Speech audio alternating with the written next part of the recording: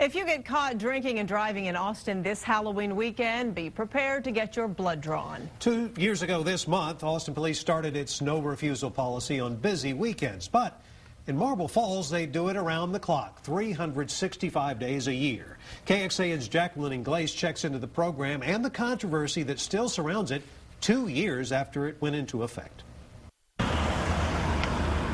Drivers stopped for suspicion of drunk driving in Marble Falls often have little choice. Officers will take them to an area hospital for a blood draw to see if they believe the driver is too drunk to be on the road.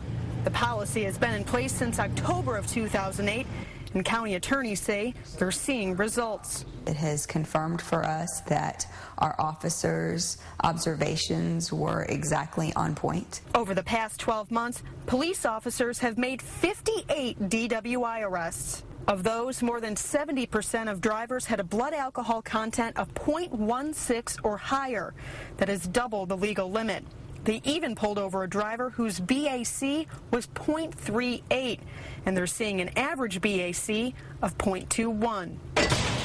McAnally says the DWI arrests happen at all hours, not just when bars close. A couple of ours have been at 3 o'clock in the afternoon, someone on their way to pick up their kids from school.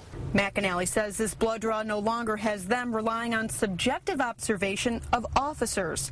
But defense attorney Eddie Schell says a blood draw is still defensible and a flawed policy. When the blood draw is taken, it has been my experience that it's from 2 to 6 hours later. He says a person's BAC could have been way lower when they were pulled over, especially if they just finished a drink or left a party. That is not an indication of what their blood alcohol content was at the time they drove an automobile. McAnally says the policy is in its infancy, but has already gotten 13 repeat offenders off the road and either into court where they have pled to the charge or into a substance abuse program.